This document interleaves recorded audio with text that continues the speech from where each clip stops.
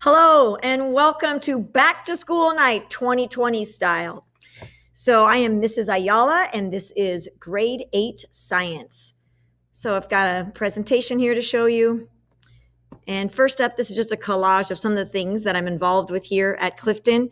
It shows some of the travels that I've done with students, and it kind of highlights the basketball team. I coach girls basketball, and I started the cross country club here at Clifton.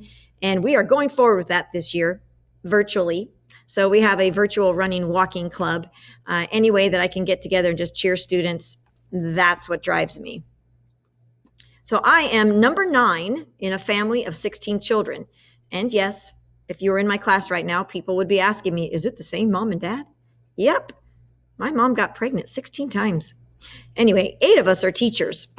It ranges from Montessori preschool teachers to elementary teachers. We have middle school teachers like me. We've got high school teachers and even college professors. So that upbringing has really taught me that I like being in a crowd. And we grew up as teachers. We were always teaching our younger siblings one thing or the other. And thankfully, I had parents who were strict, as you can imagine, but we always knew that we were loved. And that's the hoping that I can convey that to my students, that I have high expectations, but I want them to know that I really do care about them and I really do want to help them. So looking at our semester 1, we have a unit that we start on Newton's laws, which is forces in motion, collisions, and potential energy.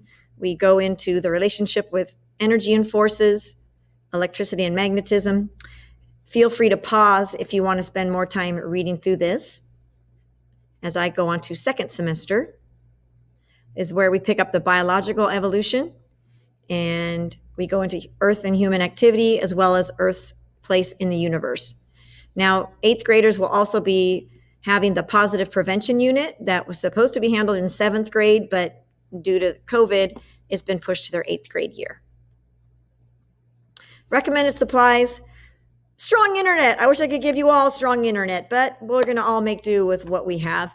And what I would recommend is that they have a spiral notebook that's limited just to science, that they can write their notes in and keep it with them during class. It's great to be able to write down questions right in that moment.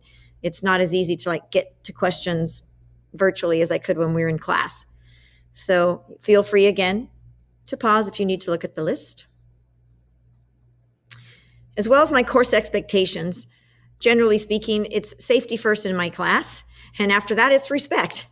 And these are the expectations when they enter Zoom. And again, I don't feel the need to read this all to you. You can read it at your leisure and pause.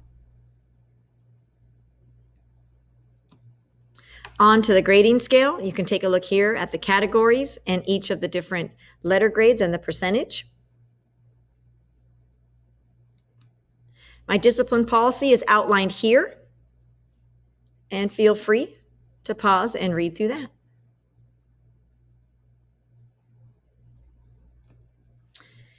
And my email. This is really important. Please email me if you prefer that your student leave their camera off during class.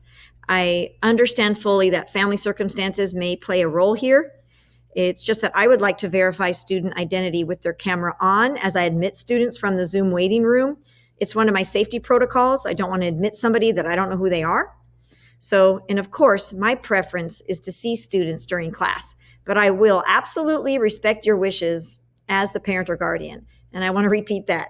I will absolutely respect your wishes as the parent or guardian, whatever it is that you want your student to do.